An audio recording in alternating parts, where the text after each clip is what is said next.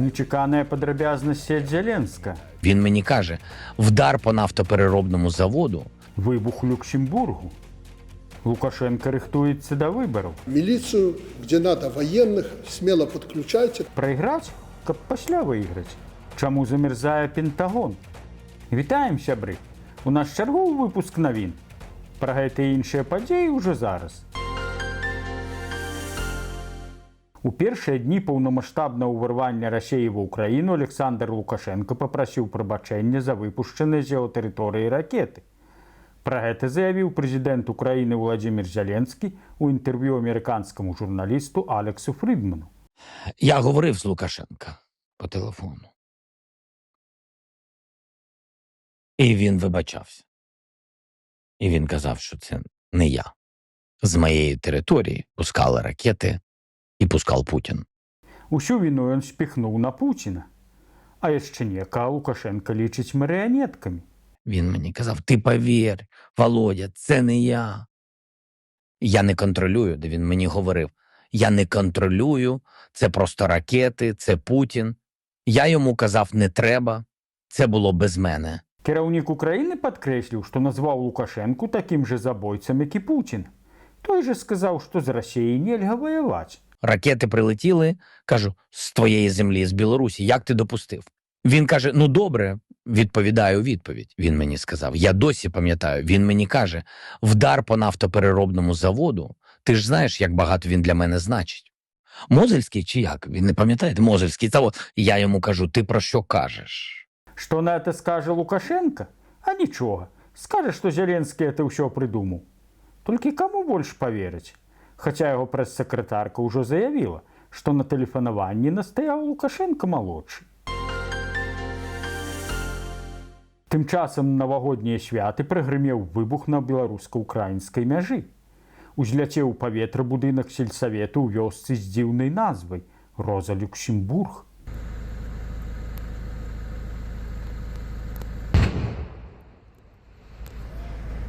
Што праўда, падарвалі яго не ўкраінскія дыверсанты, а супрацоўнікі лукашэнкаўскага міністэрства па надзвычайных сітуацыях.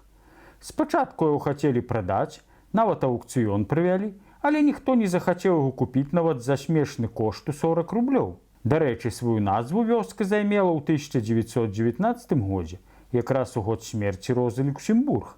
Дагэтуль яна насіла назву Алеская, але гэта назва нечым не спадабалася бальшавіцкаму вуху. Сельсавет знаходзіўся ў будынку з 1976 года.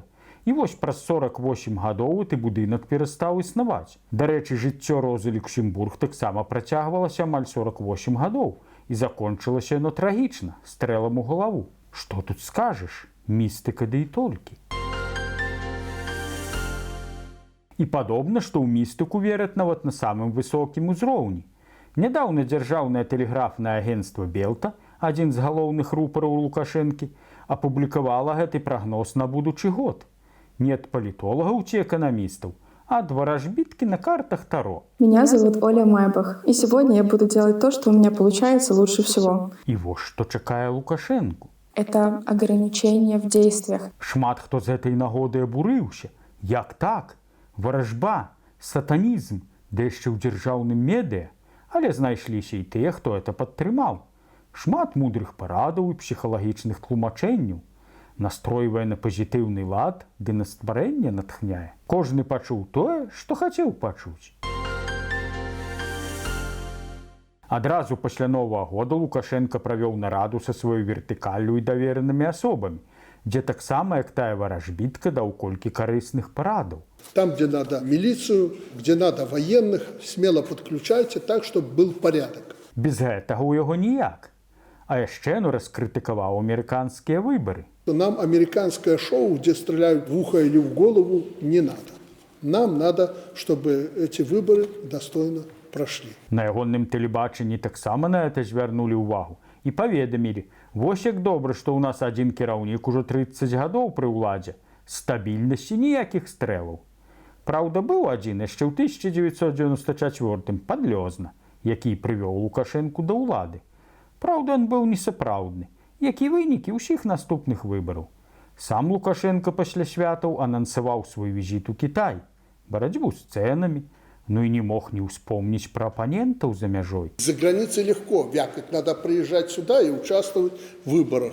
Как приехать, на этот вопрос несколько раз уже отвечали. Никакого издевательства, никаких политзаключенных у нас нет. Не собираюсь я там, как президент, давить на кого-то. И нават сказал, что не супраць запросить замежных назиральников. Хай глядять.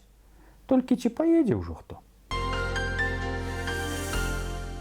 Разгроміўшы сваіх супернікаў на полі палітычным, ён разгроміў іх яшчэ і на полі хакейным. Яго каманда ў чарговы халера ведае які раз разгроміла каманду Віцебскай вобласці. Трэба адзначыць, што гульня ў хакей даўно стала своеасаблівым тэатральным шоу з заўзятарамі ды дзяўчатамі. Нечым нагадвае гладыятарскія баі. Вядома ж, каманда Лукашэнкі разгроміла супернікаў з лікам 10-4. Паспрабавалі б яны выйграць. Прайграць для іх за шчасце, пасля можна яшчэ з Лукашэнкам сфотаграфавацца. Моцна сядзяць у Лукашэнку дзіцячыя комплексы. Не бралі яго дарослыя хлопцы некалі на лёд, вось зараз ён і навёрствае.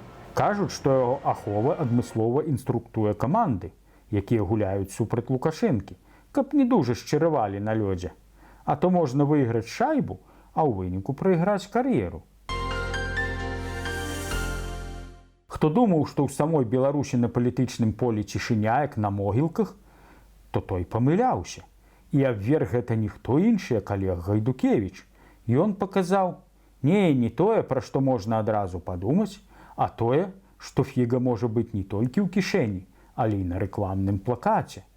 Сам кандыдат растлумачыў, што фіга сімвалізуе супраціў знешнім ворагам і здрадзе. Маўляў, вось вам наш адказ на санкцыі і крытыку. Праўда, мала верагоднасці, што той плакат пабачаць тыя, хто ўводзіць санкцыі. А вось выбарцы пабачаць дакладна і зразумеюць, чаго ім чакаць. Ёмка і без слоў. Паказаў фігу, і ніякіх тлумачэнняў не трэба. Застаецца толькі ацаніць смеласць кандыдата, які не пасаромеўся паказаць выбаршчыкам, што ён пра іх думае. Пакуль што Гайдукевіча ўлада абрала толькі ў якасці спарных партнёра Лукашэнкі, а вось грамадскасць яго ніяк не абірала. А вось кіраўнік Докшыцкага раёну Сяргея Бірала ад улады гэту ўладу і атрымаў. Над цэлым раёнам. Ён пахваліўся, што ў раёне няма стратных прадпрыемстваў. Што праўда, у раёне з імі змагаюцца так, як і па ўсёй краіне. Там стратныя прадпрыемствы далучаюць да тых, хто яшчэ неяк трымаецца на паверхні. Гэта і дазваляе казаць, што іх няма. З такой палітыкай так можна дакіравацца, што ўся краіна стане непрыбытковай. І тады больш моцны сусед яе далучыць да сябе. Што праўда, Лукашенка спадзяецца, што на яго век хопіць. Тым часам паведамляецца, што Пентагон чакаюць веерныя адключэнні электрычнасці. Праўда, гэта тычыцца не амерыканскага абароннага ведамства, а гарадскога квартала ў Бендэры, горадзе ў Прыднястроўі. Гэтыя веерныя адключэнні здарыліся таму, што пасля Новага года Украіна спыніла прапампоўку расейскага газу праз сваю тэрыторыю. Кіраўнік гэтай непрызнанай краіны заклікаў насельніцтва не адкладаць на заўтра нарыхтоўку дроў, а пачаць рабіць гэта сёння. Можна было падправіць дровы з Беларусі. Там ябачкі на свята кастрычніцкай рэвалюцыі шмат іх нарыхтавалі. Еўропу збіраліся саграваць, а тут Прыднястроўю трэба памагаць. Толькі вось бяда. Украіна тыя дровы не прапусціць праз сваю тэрыторыю. Але выхад ёсць. Трэба камандзіраваць у рэспубліку ябачак. Хай там папрацуюць, бо дужа шмат іх у кабінетах без справы сядзіць. Хоць нейкая карысць будзе. А вось расейскі Дзед Мароз ці то вырашыў сагрэцца напярэдадні Новага года, ці то адзначыў удалае патраплянне ў карэту Санта-Клауса, іначай як патлумачыць, што ён так нажлукціўся, што каб не снягурка, то і на свята не патрапіў бы. Цяпер зразумела, для чаго Дзед Мароз ходзіць не адзін, а са снягуркай. Гэтым можна патлумачыць, чаму Новы год там прыходзіць са спазненнем у 13 дзён. Пакуль да іх Дзед Мароз давалачэцца, астатні свет і адсвяткаваць паспявае. 6 студзеня свой 50-гадовы юбілей святкуе беларускі каталіцкі святар ксёндз Вячеслаў Барок. Ён вядомы сваімі шчырымі і прамымі выказваннямі, грамадскай актыўнасцю і любоўю да сваёй радзімы. Ён заўсёды стаяў на баку праўды і справядлівасці, падымаючы важныя для Беларусі і народу пытанні. Ксёндз Вячеслаў вядомы як чалавек, які падтрымлівае не толькі вернікаў, але і ўсіх, хто шукае духоўнай апоры ў складаныя часы. Яго прамовы і казанні заўсёды натхняюць, заклікаюць да разважання і даюць надзею. Зараз ён служыць у Варшаве, з'яўляючыся голасам беларускіх вернікаў за межамі радзімы. Ксёндз Вячеслаў Барок – прыклад святарскага служэння, адданасці сваёй веры і любові да людзей.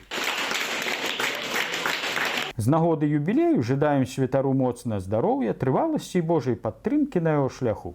З юбілеем! Дарагія мае гледачы, хто святкуе Раство па юліянскаму календару, віншуем вас з гэтым светлым хрысціянскім святам. Няхай святло віфлеемскай зоркі асвячае ваш шлях, напаўняе сэрцы радасцю і верай, а вашыя дамы цеплынёй, спакоем і шчырай любоўю. Жадаем вам моцнага здароўя, душэўнага спакою і міру, як у вашых сэрцах, так і на роднай зямлі. Няхай усе вашыя малітвы будуць пачутыя, а Божая дапамога будзе заўсёды побач. Са святам! Дзякую вам за лайкі і каментары. Калі для вас гэта бяспечна, падпісвайце наш канал, стаўце падабайкі або не падабайкі, каментуйце, дзяліцеся гэтым відэа з сябрамі. Жыве Беларусь! Слава Украіне!